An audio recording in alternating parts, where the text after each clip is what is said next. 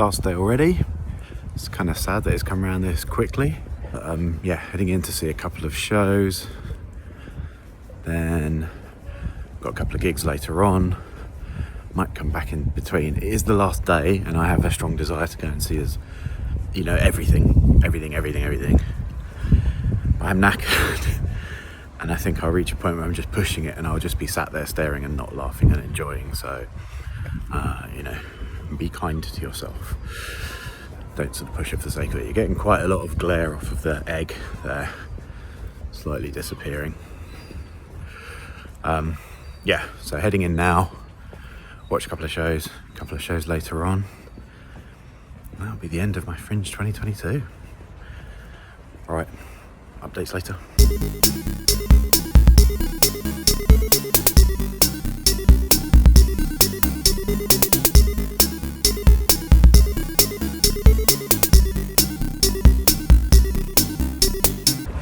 There's every possibility this could be a mistake, but it's the last opportunity, so let's go up Arthur's Seat.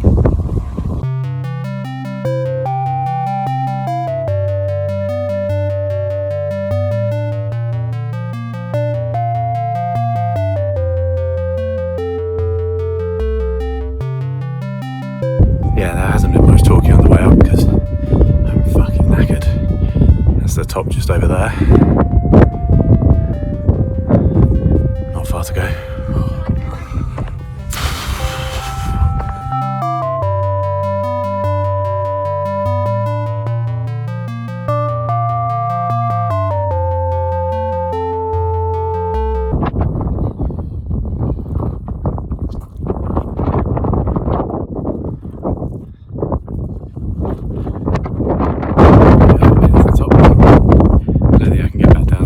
I live here now. Send the cats. There's a long way back down. It's going to take me a while. That is the last day of the Fringe done. My last two shows that I viewed were Luke Rollison, Bowerbird, which I thoroughly enjoyed. It's really, really very funny. He's a very sort of physical, silly, prop-based comedian, in the style of someone like Spencer Jones. Not the same, but that sort of physical prop-based stuff. And then my last viewed show was Josie Long, who I've been a fan of for a good long while. Her new show, Re-Enchantment. Yeah, and she's always a good mix of sort of funny, passionate and personal. Yeah, and this one was no exception. And then last two gigs in the evening, both of which went really well, got really good positive audience responses. So it was a good way to end my first Fringe experience. So yeah, that was Edinburgh. Heading home tomorrow, maybe some Jerry Springer style final thoughts. That's a dated reference, isn't it? Once I get back home.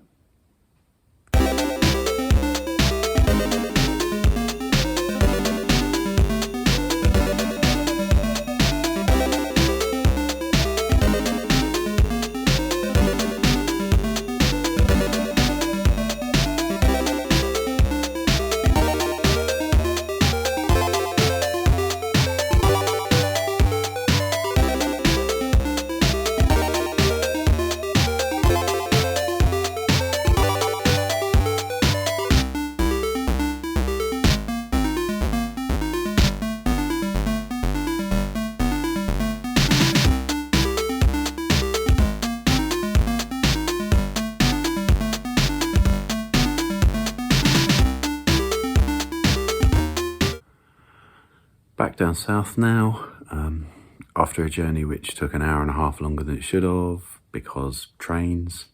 Yeah, and feels odd to be not looking at my list of shows for what to do anymore. Okay, main takeaways from the Fringe. I absolutely loved it, loved every minute of it. Enjoyed all of the shows that I saw, did really well. Enjoyed performing to crowds of 50 to 70 people, which was incredible. You know, huge step up from what I'm doing on the open mic circuit, and really useful to do stuff in front of genuine crowds and try and tweak and adjust stuff that it wasn't working for them.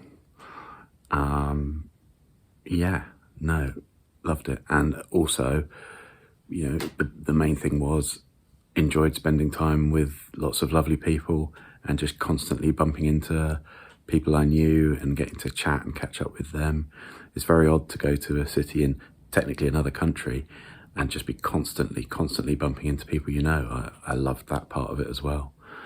So yeah, so that was Fringe 22, my first Fringe, and a massive success from my point of view.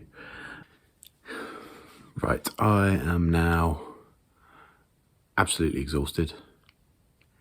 I have loved the last 11, 12 days, but it's been knackering.